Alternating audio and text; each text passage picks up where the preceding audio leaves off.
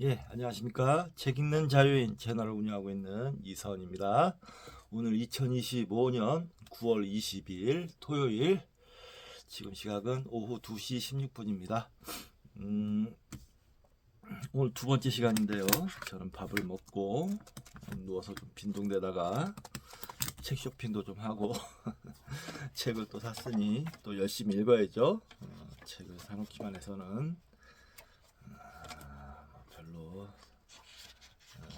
쓸데없습니다. 열심히 읽어야 또 책을 또 사고 읽고 사고 읽고 사고 이렇게 해야 되겠죠. 그다음에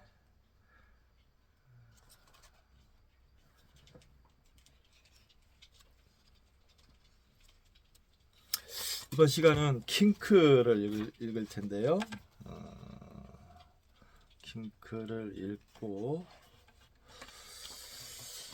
오늘 저기 5시에 야구가 있고요. 지금 날씨가 아침에는 흐리고 비가 오더니 맑아졌어요. 야구를 보면서 필사를 좀 하다가 7시 정도에 운동을 하러 나가면 딱 맞을 것 같습니다. 예. 일단 그렇게 예정을 하고 있고요. 자, 오늘 또 킹크 읽기 전에 최강권 소개시켜 드리도록 하겠습니다. 자, 우리는 각자의 세계가 된다. 데이비스 아델만 지음, 김승욱 옮김, 뇌과학과 신경과학이 밝혀낸 생후 배선의 비밀. 생후 배선.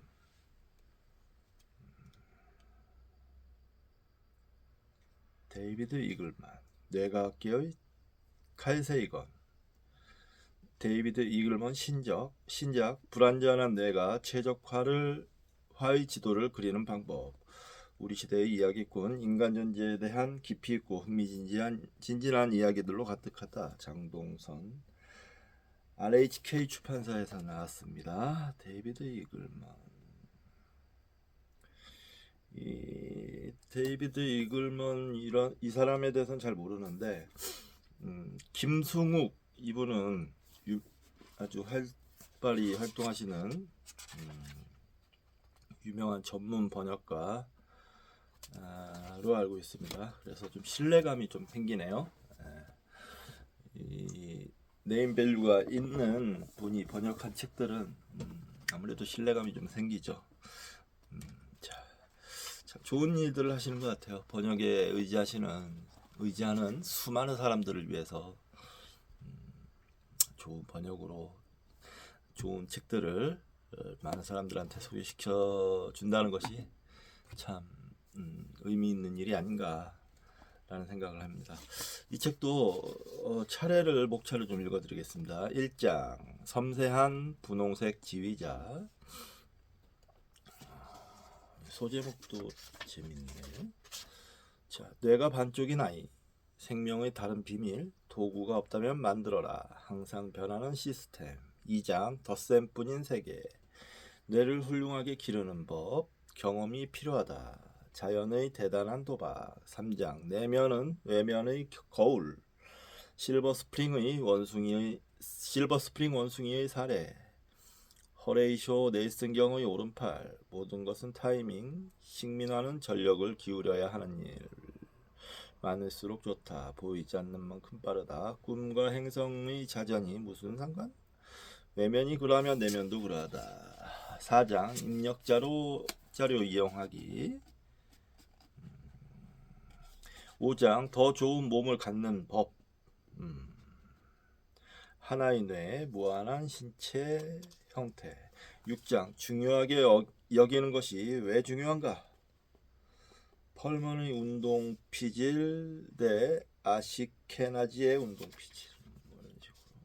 7장 사랑은 왜 이별의 순간에야 자신의 깊이를 깨닫는가. 이건 참 시적이네요.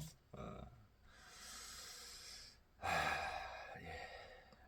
궁금해지는 장입니다.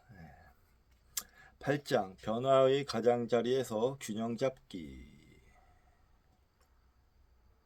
유런이 자기들의 사회적 연결망을 확장하는 법.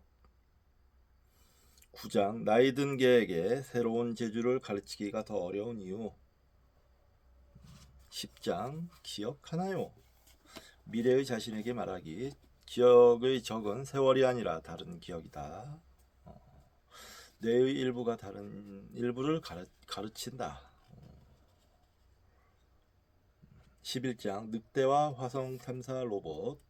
12장 오래전 잃어버린 외치의 사랑을 찾아서. 우리는 변신족을 이미 만났다. 바로 우리다. 흥미진진합니다.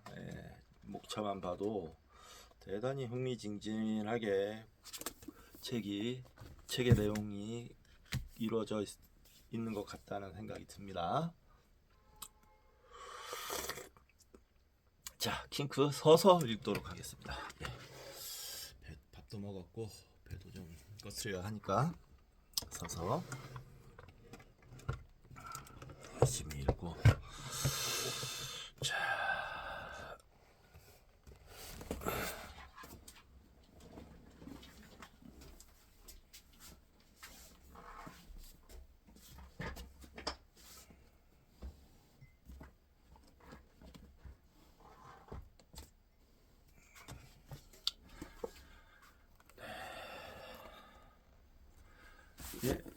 읽겠습니다. 오늘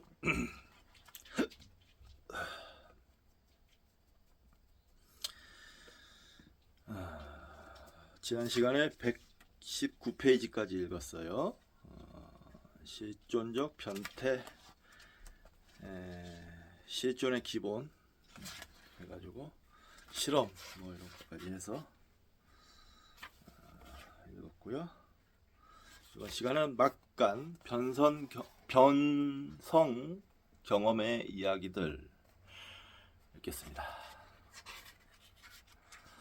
가족 치유, 안젤라, 각 사례들에 대해서 얘기하는 것 같아요.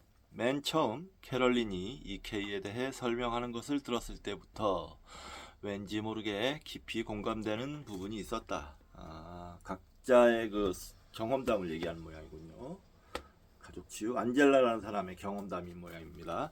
이케이의 개념이 나에게 완전히 낯설지는 않았다. 성인이 된 후 내내 나는 쾌락과 고통의 주관성이라는 주제에 매혹되어 있었다. 하지만 무의식의 금기를 통합하여 깨달음으로 가는 여정은 완전히 다른 얘기였다.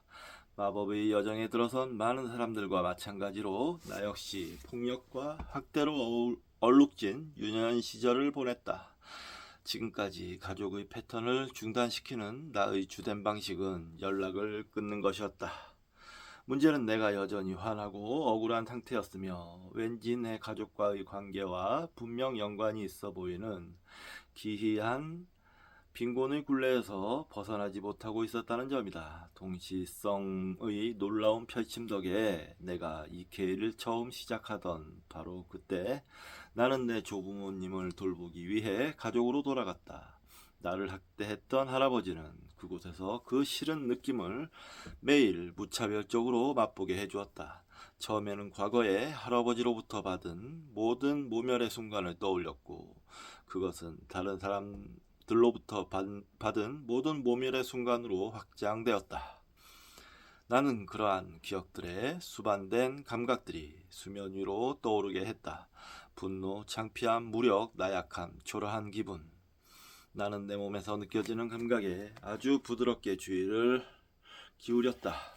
그리고 아주 부드럽게 갖고 있다는 것은 그것을 원했다는 증거다를 되뇌었다.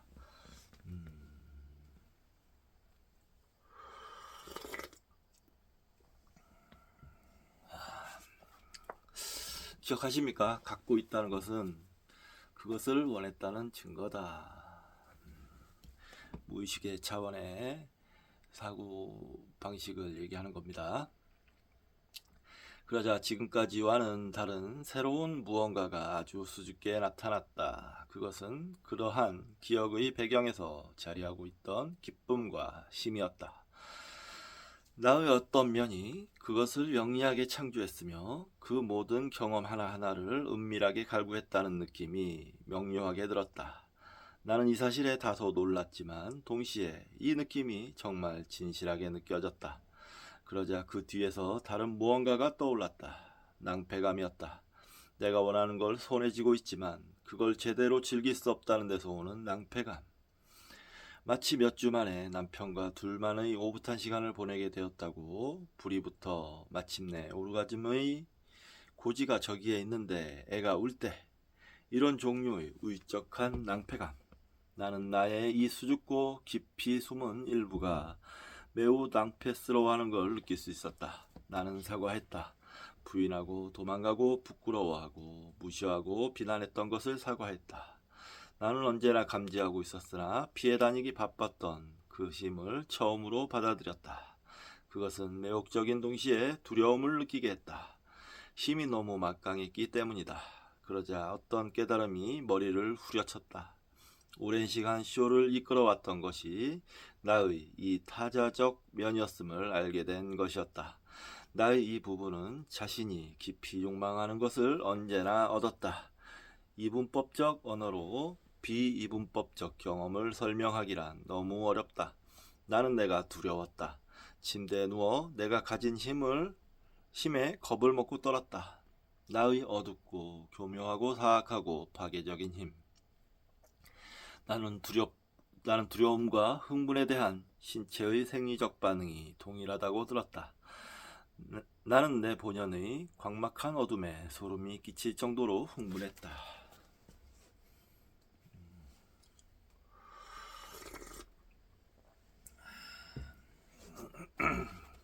다음날 새롭게 깨닫게 된 이 자유와 힘으로 정신무장을 한 상태로 조부모님 댁 현관에 차를 대고 앉아 있는데 할아버지가 창문에 노크를 했다. 나는 무슨 일이 있었나 걱정하며 차 밖으로 나왔는데 실제로 벌어진 일은 그야말로 기적이었다.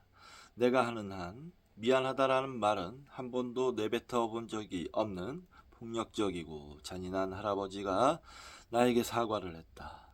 나는 거의 휘청했다.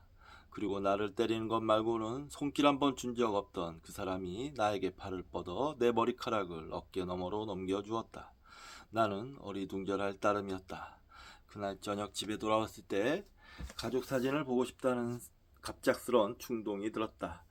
그 사진 상자는 내내 갖고는 있었으나 사진을 볼 때 느껴지는 고통 때문에 수년간 피하던 것이었다. 나는 사진 속 가족 한 명 한 명을 마음으로 느끼며 스스로에게 말했다. 나는 선택할 수 있어. 나는 고통을 선택할 수 있고 쾌락을 선택할 수 있어. 그런데 가족들을 지그시 쳐다보며 당신은 나의 일부입니다. 나는 당신을 있는 그대로 받아들입니다. 감사합니다. 라고 말했다. 그러자 그 확연한 힘과 뒤틀린 쾌감이 전날처럼 수줍게 떠올랐다.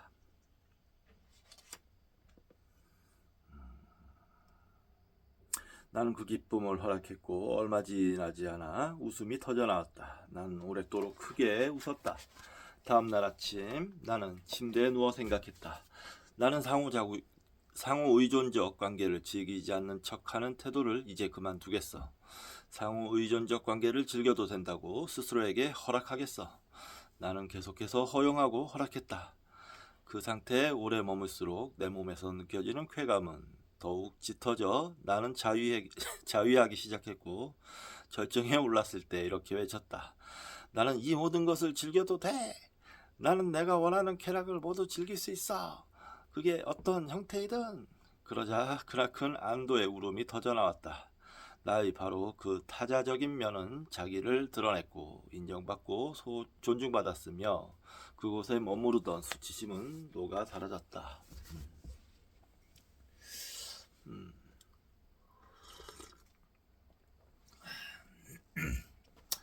이 역시 사파의 기술은 사파의 기술은 참 당황스럽게 하는 면이 있군요. 네, 한 방편이라고 생각합니다. 이것도 뭐 자기를 찾아가는 하나의 방법이라고 생각해요. 어찌됐든 자기를 찾는 노력이에요. 예. 그 이후 나는 강렬한 싫은 느낌이 올라올 때마다 자연스레 이 괴를 적용하기 시작했다. 때로는 흥분하여 일종의 에너지 발산을 경험하기도 했다. 그것은 웃음일 때도 울음일 때도 떨림일 때도 있었으나 전반적으로는 가벼워지는 느낌이었다. 오랜 시간 나는 가족들의 희생양이 된 것 같은 느낌에 시달렸고 여전히 그들을 바꾸려고 열심히 노력했다. 또한 나의 재정적 상황이 바뀌기 시작했는데 그 변화가 아주 미묘하게 내가 알아차리기까지는 시간이 조금 걸렸다. 그 변화가 아주 미묘하여 내가 알아차리기까지는 시간이 조금 걸렸다. 새 고객 2명이 어디선가 툭 튀어나와 준 덕에 나는 얼마간 돈을 모을 수 있었다. 고객 유치와 저축은 내가 몇 달간 노력했던 것이었다. 그러던 어느 날 나는 공포에 사로잡혔다. 나 지금 잘못하고 있는 것 같아. 지금까지 다 잘못했던 것 같아. 너무 쉬웠어. 뭔가 빠뜨린 게 틀림없어. 변화가 너무 빨라. 그러니 내가 분명 뭔가 잘못한 거야. 그리고 나는 보았다.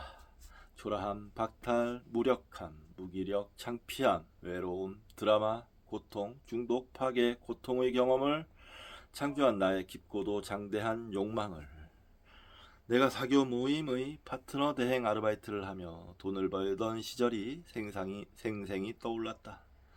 용감한 고객이 자신의 가장 어두운 욕망과 가장 수치스러운 요청을 나에게 보여주며 공유하던 그 신성한 순간들. 가장 내밀한 것을 보여주는 그들의 용기에 내가 얼마나 큰 경애를 느꼈는지가 기억났다. 나는 그들의 수치를 해소하기 위해 내가 끌어올렸던 만사수용의 에너지를 기억해냈고 살면서 처음으로 그 치유의 에너지를 나에게 주었다.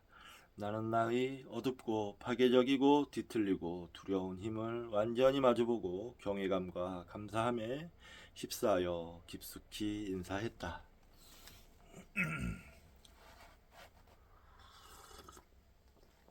아이고, 이 사람도 참 어렵게 살았군요.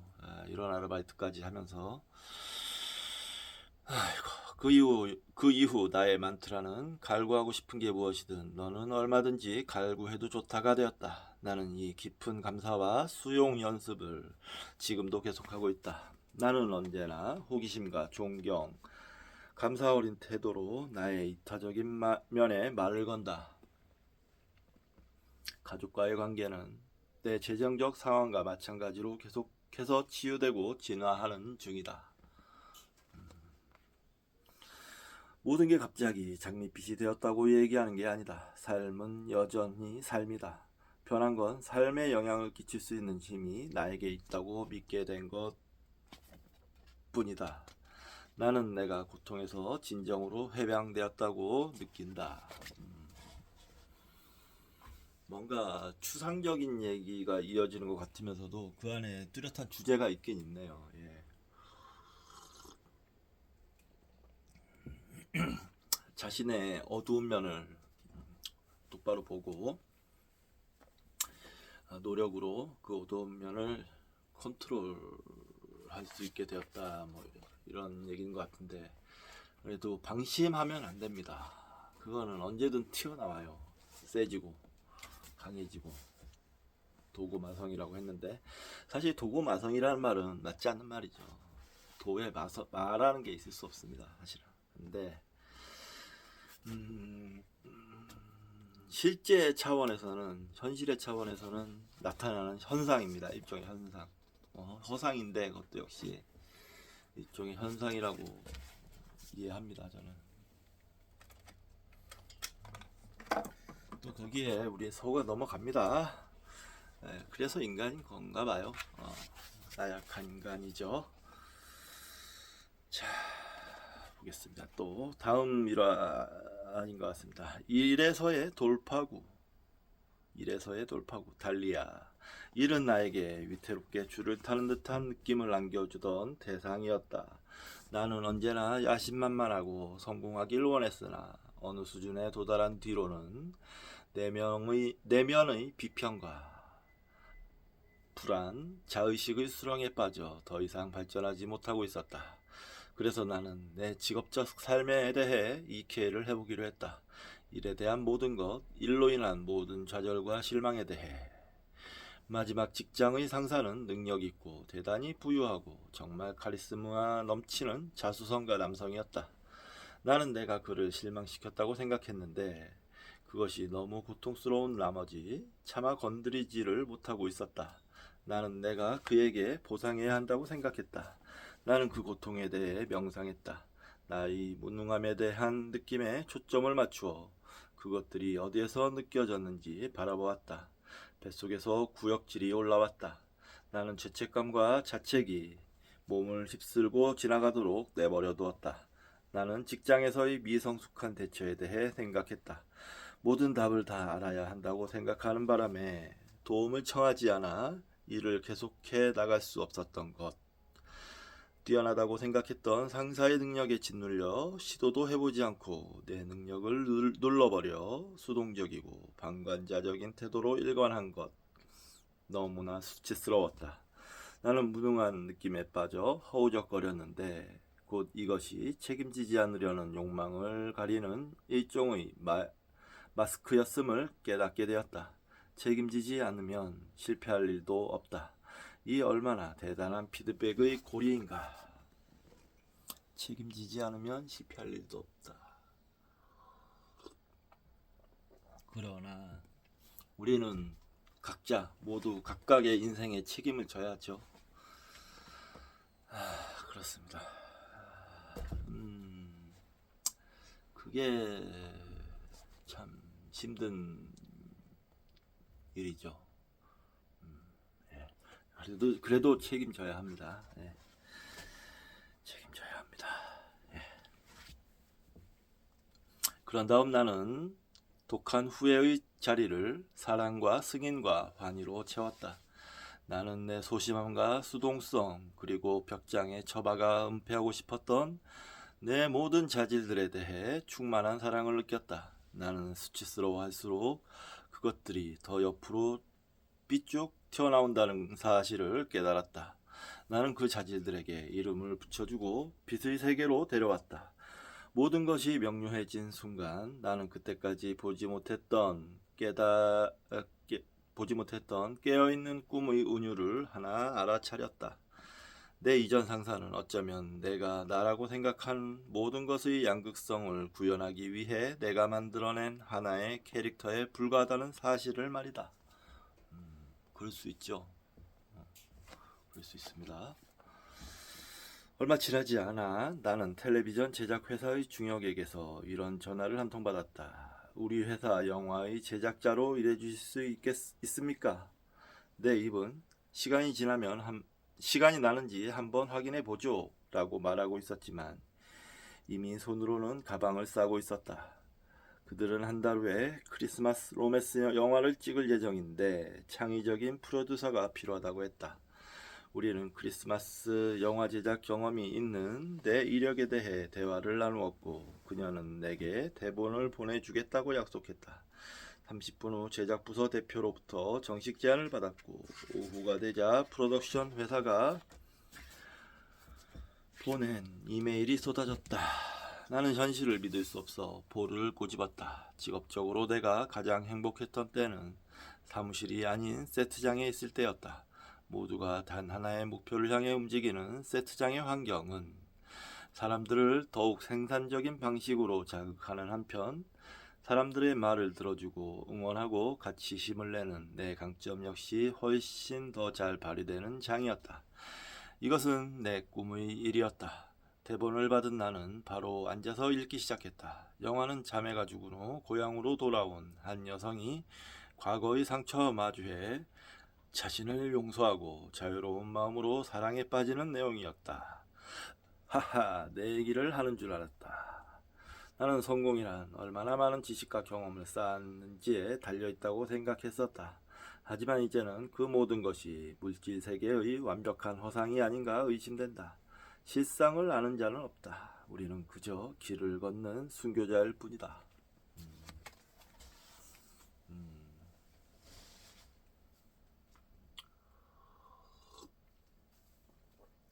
중간 내용을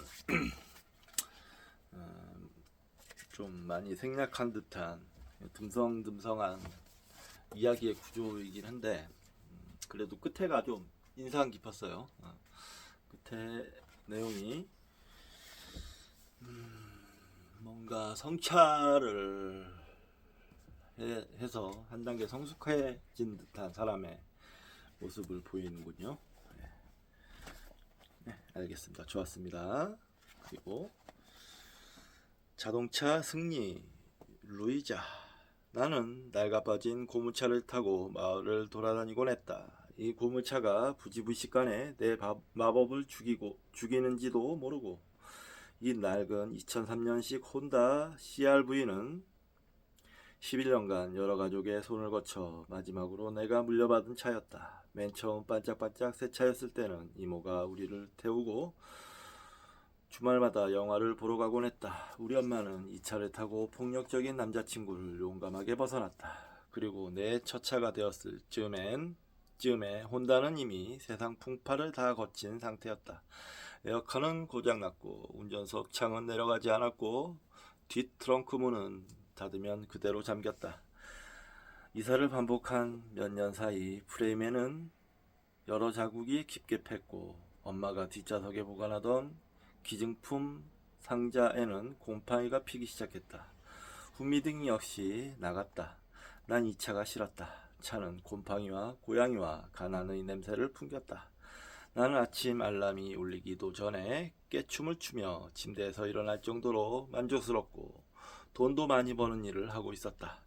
매일 30달러치의 최신 메이크업 제품을 얼굴에 바르고 높은 하이힐을 신고 내 시그니처인 베르사체 선글라스를 낀 나는 수치스러운 발걸음으로 고물차에 올랐다.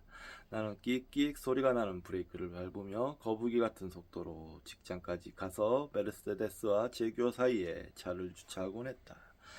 두 차의 주인 모두 내 코치 덕에 그만큼의 부를 이룬 사람들이었다. 나는 누구의 눈도 띄지 않길 바랐지만 모든 사람들의 눈에 띄었다는 걸 알고 있었다. 제기랄, 나 마법을 믿는 마녀 맞아? 이제는 그걸 알아볼 때였다. 남편은 앞으로 12개월간은 새 차를 살 형편이 되지 않는다고 누차 말했지만 나는 내가 계속 이 차를 모는 건 순전히 내 문제라는 사실을 알고 있었다. 설령 당장 자동차 매장에 갈 돈이 있다 해도 분명 나는 똑같은 패턴을 반복해 새 차도 쓰레기로 만들어버릴 게 뻔했다. 이 악마를 없애버릴 시간이었다. 그날 상사와의 1대1 면담 시간에 상사가 내게 구체적인 개인 목표 하나를 세우고 거기에 몰입할 것을 주문했다. 나는 짓궂게 미소를 지으며 몇 달 남지 않은 내 생일까지 차를 새로 바꿀 것이라고 말했다. 진짜 그렇게 되리라는 암 속에서 어떤 차분한 힘이 솟구치는 게 느껴졌다.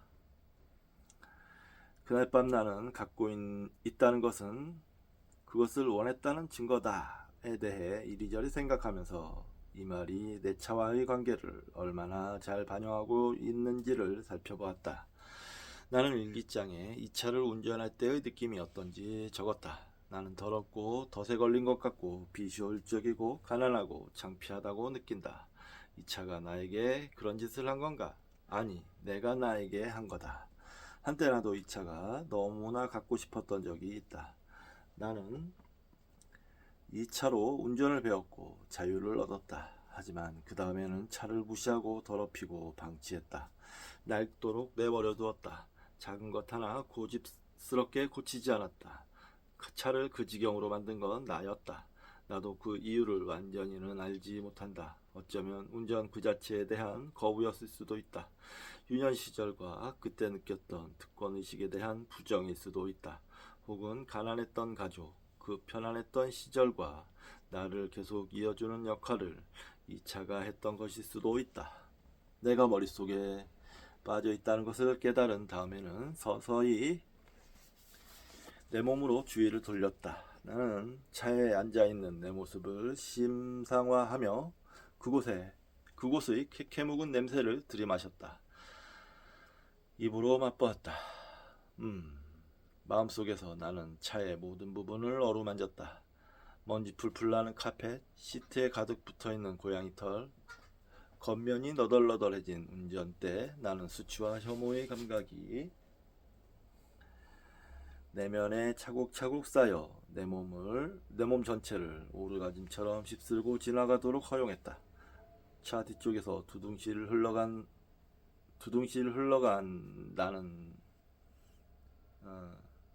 나는 곰팡이가 쓴 상자 주변에서 까르릉거리며 헤엄쳤다. 에어컨 입구에 사는 개미들이 내 온몸을 기어올랐다. 나는 지저분하고 가난하고 무책임한 느낌을 그대로 느꼈다. 수치는 마법을 죽인다. 나는 실제로 악취나는 수치심을 타고 돌아다니고 있었다. 내가 스스로 얼마나 사기꾼이라고 생각했는지를 깨달을 때마다 목 뒤의 솜털이 쭈뼛었다. 완벽에 가까운 옷차림으로 이 똥차에서 내려 귀가 얇은 영업사원들에게 반짝이는 라이프 스타일을 파는 나는 이런 내 모습이 들켜 까발려지는 것을 진심으로 느끼고자 했다.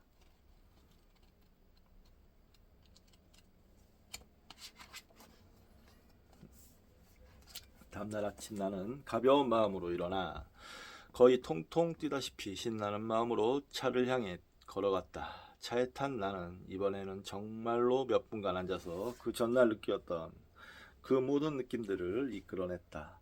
하지만 나는 이미 평화로웠기 때문에 느낌을 되살리는 게 쉽지는 않았다.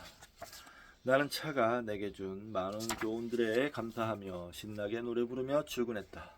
얼마 뒤 나는 차를 업체에 맡겨 청소했다. 내가 갖고 있는 것을 최대한 활용하고 차를 가장 좋은 상태로 사랑해주는 게 목표였다. 안에 있는 짐을 최대한 다 버린 후 나머지는 전문가에게 맡겼다. 효과가 있는 것이 분명했던 게 이틀도 채 되지 않아 오전 출근길에 에어컨이 자동으로 켜졌다. 앞차를 박을 뻔했다. 거의 2년간 작동이 안 되던 것이었는데 에어컨은 약 일주일간 멋지게 작동한 뒤 다시 죽었고 나는 그것을 내가 옳은 길로 가고 있음을 알려주는 큰 표식으로 받아들였다. 내 맥락이 바뀌고 있음을 알아차리게 된 나는 이제 내가 진짜로 원하는 차를 심상화할 때임을 깨달았다. 나는 일기장에 이렇게 썼다.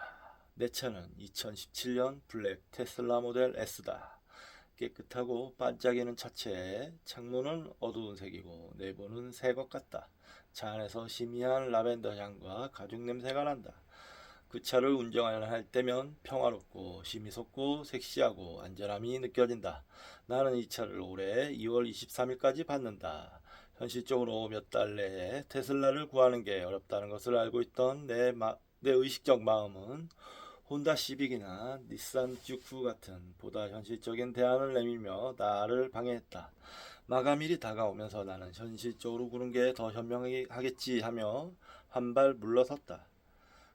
지금 차를 내 생각보다 훨씬 오래 몰게 된다 해도 괜찮다고 마음을 먹던 바로 그때 남편이 인터넷에서 BMW 3 시리즈를 구경해보는 건 어떻겠냐고 말했다. BMW 같은 소리 하시네.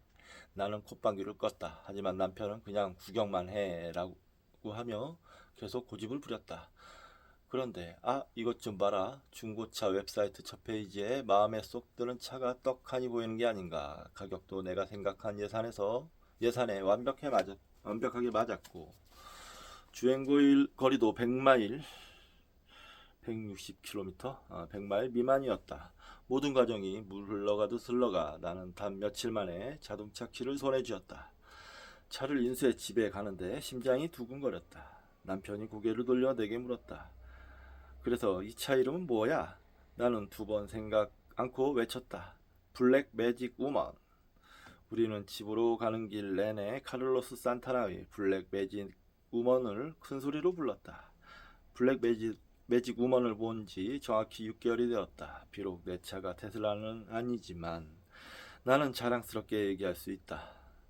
내 사랑스러운 검은색 차는 깨끗하고 반짝이는 차체에 창문은 어두운 색이고 내부는 새 것 같다. 차 안에서 희미한 라벤더 향과 가죽 냄새가 난다. 이 차를 운전할 때면 평화롭고 힘이 솟고 섹시하고 안전함이 느껴진다. 이런 걸 마법이라고 하지 않는다면 무엇이 마법인지 난 모르겠다. 예, 뭐 소소한 이야기군요. 너무 소소해서 너무 소소해서 눈물이 날 지경입니다. 잘 바꿨어요. 위험하죠. 중고차 그 오래된 차 브레이크도 잘 안 듣는다는데 잘 바꿨고. 저도 제 차가 승용차가 모닝인데 모닝인데 지금 한 3년째 타고 있는데 4년째 타나? 아무튼 이제 좀 바꾸고 싶긴 한데 원하는 차는 그랜저입니다. 모르겠습니다. 근데 예산이 저 차도 모닝도 내가 가지고 있는 것이기 때문에 내가 원했던 것이면 틀림이 없죠. 그렇습니다. 잠시 쉬었다가 계속하도록 하겠습니다.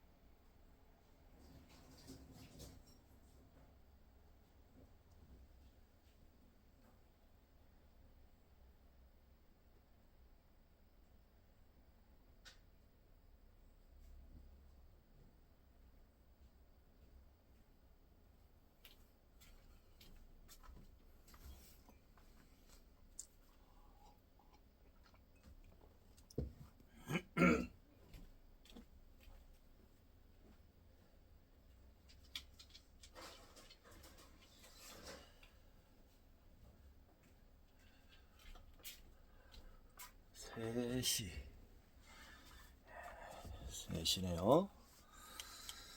자, 계속 읽어 나가도록 하겠습니다. 2부 변태력 발휘.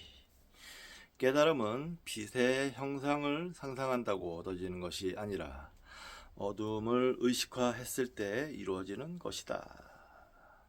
칼융. 좋은 말입니다. 어둠을 의식화했을 때.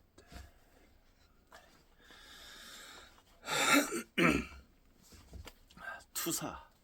일부에서 우리는 기본 개념인 그림자와 무의식에 대해 알아보았다. 하지만 본격적으로 변태력을 발휘하기 전에 앞의 두 개와 더불어 꼭 알아야 할 중요한 개념이 하나 더 있다. 바로 투사다. 프로젝션. 당신의 마음을 홀로그램 영상이라고 상상해보라. 돌아가는 필름은 총 1000년색이고 거기에는 당신의 모든 조건, 모든 정체성, 모든 습관적 패턴, 당신이 이해하고 싶어하는 모든 진실이 새겨져 있다. 영사기가 방출하고 있는 빛은 의식 그 자체의 빛이다. 의식의 큰 빛이 당신의 조건, 믿음, 습관, 정체성이 새겨진 필름을 통과한다. 그리고 이 필름을 통과한 자각의 빛은 필름에 새겨진 그 모든 것이 고스란히 포함된 홀로그램 영화를 당신 주변에 투사한다. 이 부분을 잘 생각해보면 필름에 찍힌 모든 게 사실상 일종의 그림자다. 빛을 막거나 왜곡해 특정한 모양으로 만들기 위해 존재하는 것이다. 그래야 투사할 거리가 생긴다. 그래야 우리가 세상을 본다. 다시 한번 말하지만 이것은 그림자의 중요성을 보여주는 증거다. 사실 그림자는 멋있는 것이다. 필름에 인쇄된 그림자가 없다면 형태와 모양이 없는 순수한 빛만이 빛나게 될 것이기 때문이다. 반짝이는 순수한 빛도 물론 좋다. 하지만 이런 빛만으로는 분명 눈을 사로잡는 영화적 경험은 하지 못한다. 지구상에 존재하는 거의 모든 영성 수련자의 골자는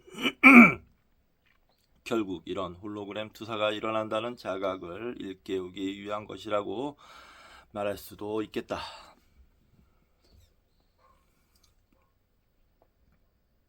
그 사실을 일단 깨닫고 나면 우리 개인 각자를 통과하는 의식의 빛이 모든 투사의 뒤에서 빛나는 의식과 동일하다는 사실을 상당히 쉽게 자각할 수 있다. 이것은 대단한 출발점이다. 중요한 깨달음이다.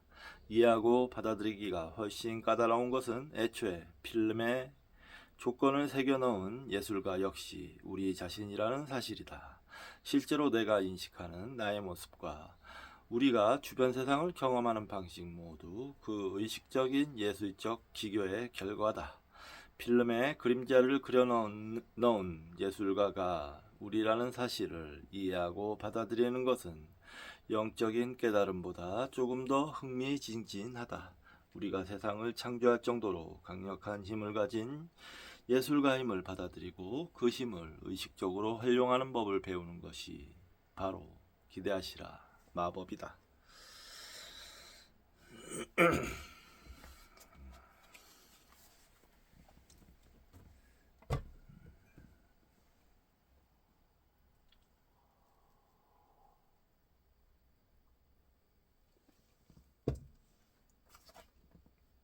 하지만 저 밖에 존재하는 세계가 이 내면의 투사라는 사실을, 즉 우리가 스스로 창조한 것임을 깨닫지 못한다면 부정적인 투사는 인간 정신의 주요 기제 중 하나인데 그렇게 정교하고 교묘할 수가 없다. 우리가 대면하는 모든 문제가 저 밖에 있다는 확신을 창조하기 때문이다. 앞서 말했듯이 우리의 문제는 언제나 저 밖에 있는 것처럼 보인다.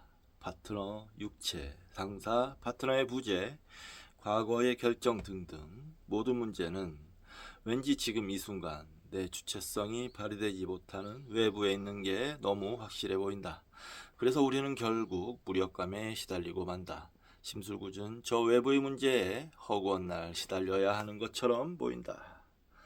이 허상은 전혀 문제 없이 여러 생에 걸쳐 유지될 수 있다.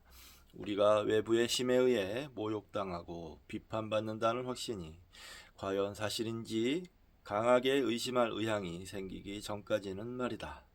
당신의 현실은 당신이 창조한다나 비슷한 것들끼리 서로 끌어당긴다는 뉴에이지식 슬로건이 특정 상황으로 인해 좌절하고 고통받는 사람들에게 아주 만족스럽거나 도움이 되지 못하는 이유가 여기에 있다.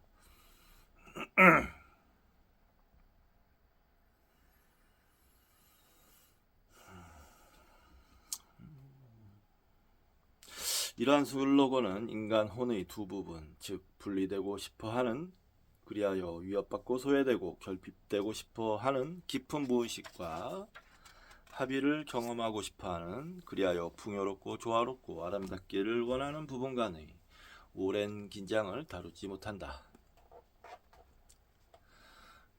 그 다음 제목입니다. 에로스와 푸시케.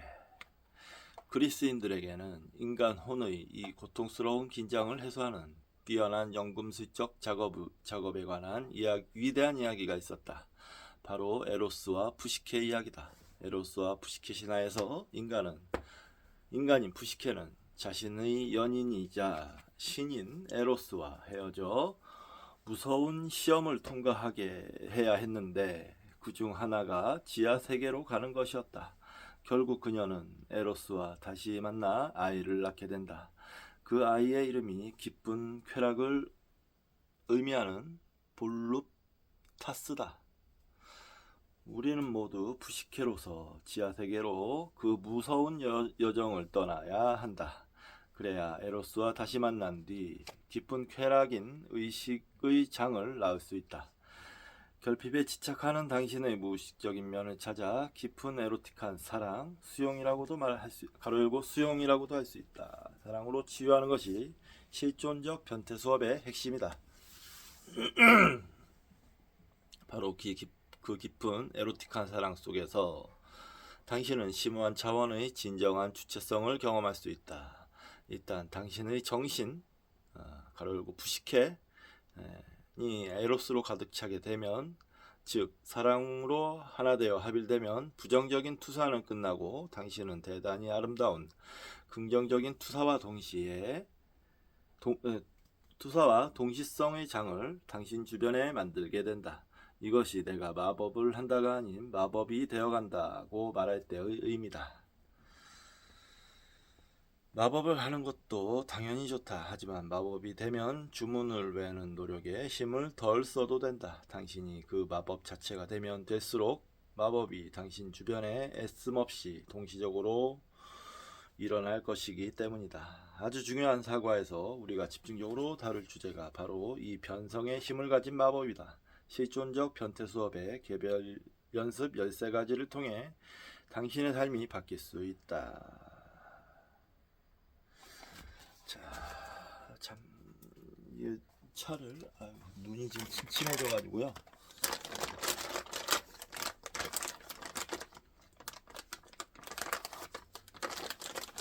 눈이 대단히 침침해지는데,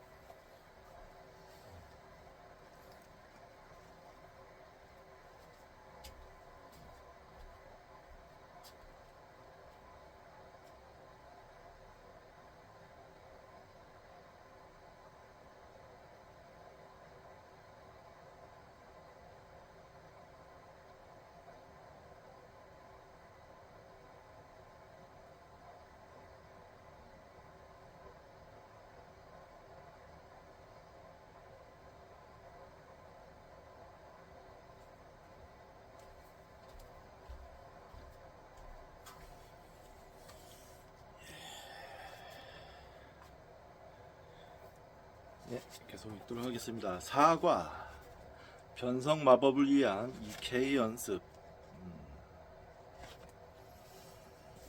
삶을 정돈하는 방법. 최악의 두려움. 목록. 재미있게 자학하기. 빛나는 어둠에 머무르는 방법. 파산에서 벗어나는 방법. 지복의 행복을 느끼는 방법. 가로 열고, 설령 그런 행복을 느끼고 싶지 않더라도 가로 닫고, 진짜 느낌 느끼는 법. 가로 열고, 가짜 느낌 말고 가로 닫고, 나를 너무 진지하게 생각하지 않는 방법. 자기 몸에 만족하는 법. 사랑 낙제생에서 탈출하는 법. 나는 아직 깨닫지 못했다고 척하는 것 그만두기. 고문의 기술을 제대로 이해하여 다른 사람 고문하는 걸 멈추기. 재미도 있고 돈도 딸려오는 멋진 것을 무서워하는 법. 그래요. 흥미 있는 주제네요.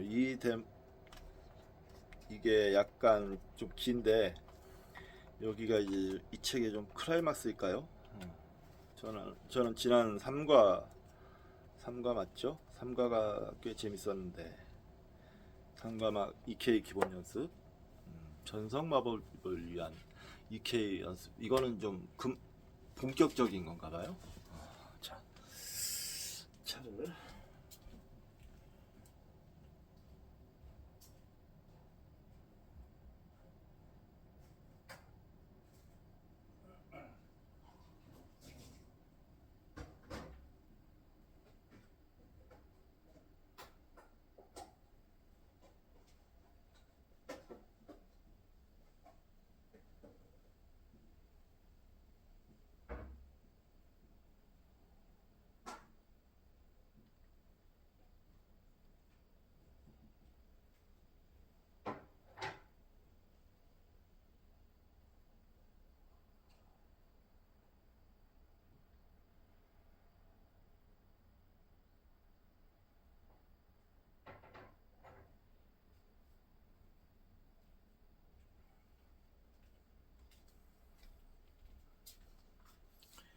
자, 그럼 한번 읽어보죠. 한 3개 정도만 읽으면 될 것 같은데,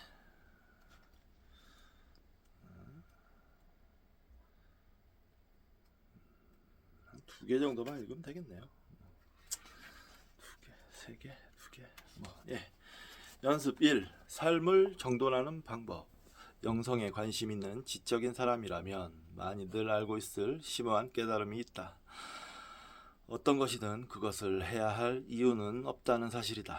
아니면 빌 머리가 서머캠프 코미디 영화인 미트볼이나 서머셋 모험의 실존적 고전 면도날의 애수에 찬 극화 버전 영화에서 말했던 것처럼 그거 하나도 중요하지 않다.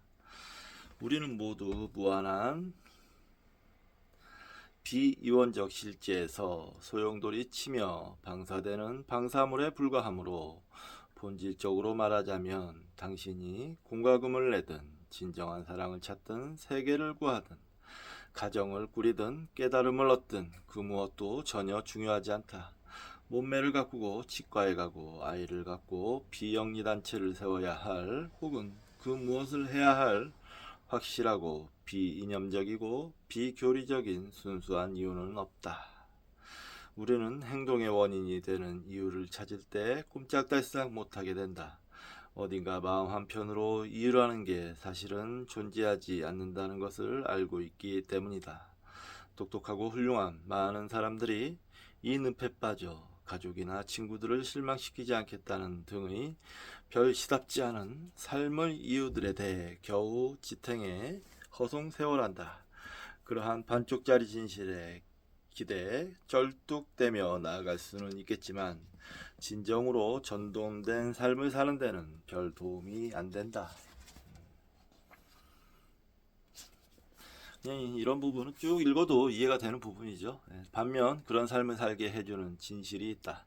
바로 무슨 일을 해야 할 이유 같은 건 없다는 것이다. 당신만의 변태적이고 열렬하고 지랄맞은 욕망만 있다면 그것으로 족하다. 예를 하나 들어보자. 패셔너블한 옷에 몸을 맞춰야 하고 대사증후군에 걸리지 않아야 하고 할리우드 셀럽과 똑같아져야 하기 때문에 매일 운동한다는 건 헛소리다. 그럴 필요 없다. 아무렇게나 넉마를 걸치고 태양 아래 존재하는 생활습관병을 모조리 앓고 이상적인 몸을 갖고 있지 않아도 당신은 여전히 우주의 무한한 사랑을 받는다. 당신은 또한 운동이라면 무조건 찬양하는 운동 지상주의의 세상에 빅엿을 날려도 된다. 그것 자체만으로 운동을 하지 않을 엄청나게 매력적인 이유다. 아니면 당신은 당신만의 변태적이고 이상하고 지랄맞은 욕망에 따라 운동을 할 수도 있다. 예를 하나 더 들어보자. 당신이 꿈을 쫓아야 하고 당신의 창조력을 표현해야 하고 또는 공동체를 돕기 위해 부자가 되어야 하기 때문에 사업가가 되거나 백만년자가 되어야 한다는 건 헛소리다. 그럴 필요 없다. 당신은 사업가가 되거나 부를 하는 일 등등은 전혀 하지 않은 채 그냥 지금 하고 있는 일을 계속해도 된다. 그래도 무한한 시공간의 프랙탈 홀로그램은 완벽하게 펼쳐진다. 혹은 재수없는 자본주의에 빅엿을 날리고 계속 파산 상태로 있어도 좋다. 그것만으로 회사를 시작하지 않을 엄청나게 매력적인 이유다. 동감입니다. 동감. 예. 이 재수없는 자본주의에서 아둥바둥 살아서 성공해서 떵떵거리고 산다? 다 위선입니다. 그렇게 원하면 자기가 원하면 그렇게 하면 되죠. 근데 대부분 위선처럼 보입니다. 대부분 그래 보이고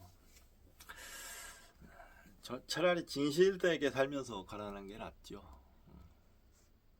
그렇습니다. 만약에 누가 저에게 억천만금을 줄 테니 공부를 하지 말아라 또는 책을 읽지 말아라 라고 한다면 저는 단호히 거부하겠습니다. 예. 저는 내 삶에 이런 스타일이 좋습니다. 단지 돈 때문에 짜증은 나죠. 돈이 없으면 뭐랄까 현실이라고 얘기하기 싫고 생활에서의 불편함이 있으니까 그런 점이 짜증이 나는데, 예를 들면 뭐 돈이 없어서 차가 없으면 버스 타고 다녀야 되잖아요. 그런 거 대단히 짜증나는 일이죠. 근데 뭐 버스 타고 다니는 것도 즐길만 합니다. 모든 걸 받아들일 준비가 돼 있어야죠. 모르겠습니다. 이게 아직 저도 완벽히 정리가 돼 있는 상태가 아니라서 전부 모든 걸 받아들이겠다. 단지 자본주의가 미워서 돈 따위는 벌고 싶지 않다. 이런 거는 아닙니다. 자본주의가 밉긴 하죠. 재수없죠. 재수없지만 그럼에도 어느 정도 타협을 하면서 살아가는 게 나한테 맞겠다 싶어서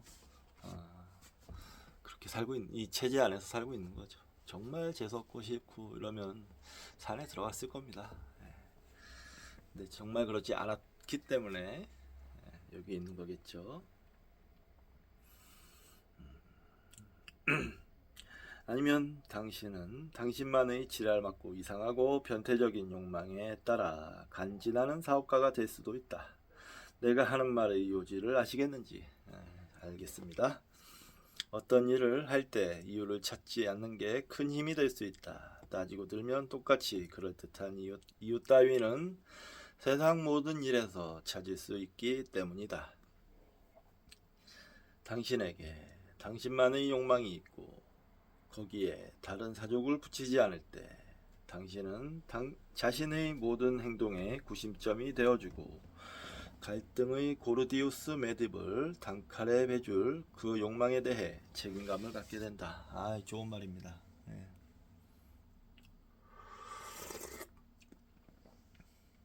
나만의 삶의 이유를 알고 살아갈 때 그때가 진정한 삶을 사는 거죠.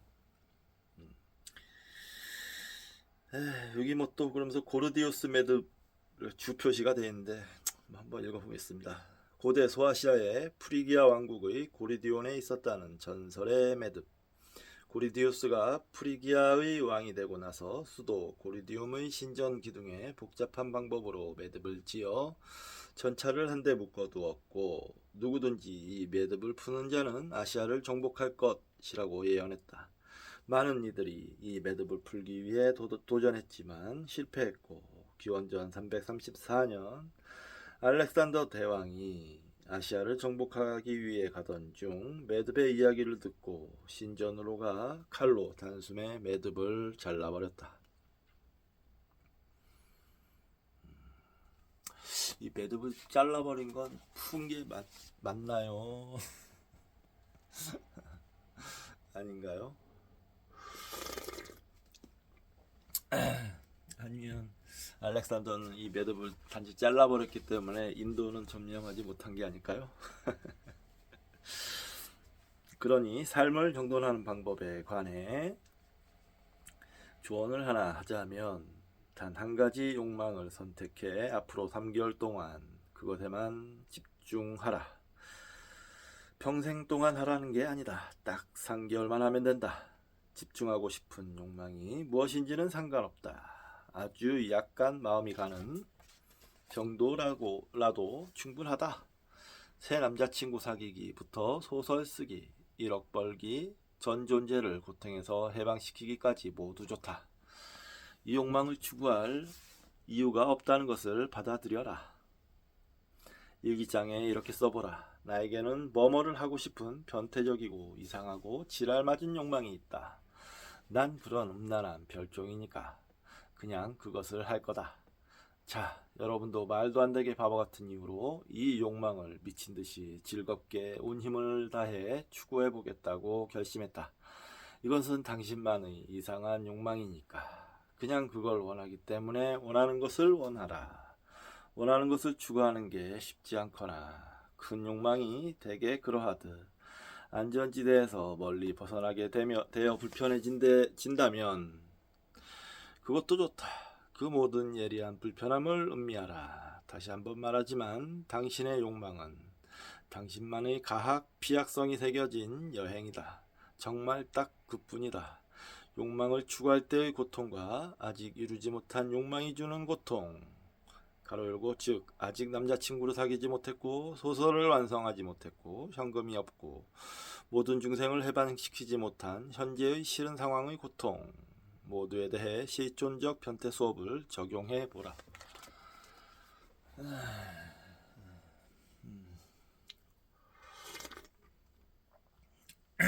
뭐 특별한 목적이 없는 분들은 한번 해보십시오. 네. 저는 뭐 계속 책 읽고 공부하고 하는 게 중요하기 때문에 지금 생활도 좀 꽉 차 있고 그래서 뭐 딱히 지금 따로 목표를 만들 만한 게 제 생각이 안 나는데 제가 뭘 놓치고 있는 것일 수도 있겠죠. 네. 좀 생각해 보겠습니다. 3개월이면 딱 좋네요. 올해 말까지니까. 저는 일단은 운동장 운동을 좀 생각하고 있긴 해요. 근데 잘 실천을 못 하고 있어서 좀 지난주에 그래도 3번 갔다 왔는데 3번으로는 만족 못 하겠네요. 두 종류의 고통 모두 똑같이 멋있는 것이므로 나는 여러분이 이 두 개를 모두 소중히 여기기를 진심으로 바란다. 만일 당신이 3개월간 이유 없는 욕망을 추구하는데 계속 집중한다면 끝 무렵에는 지금보다 삶이 훨씬 더 정돈되어 있을 것이다. 그때 동일한 욕망을 이유 없이 계속 추구할 것인지 새로운 욕망을 선택할 것인지 결정하라. 무엇이든 정말 상관없다.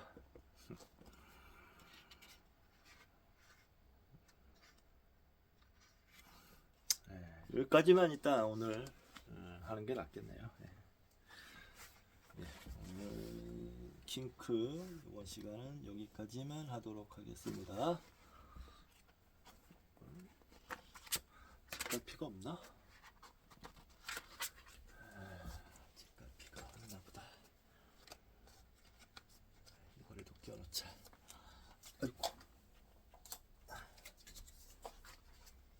자, 킹크는 오늘 이번 시간은 여기까지만 하도록 하겠습니다. 자, 다음 시간에 지금 3시 26분이거든요. 코스모스를 좀 읽고 5시부터 야구를 하니까 그때 야구를 할 때 필사를 시작하고 그 전에 좀 청소도 좀 해야 돼요. 네, 청소도 좀 하고 그렇게 하도록 하겠습니다. 감사합니다.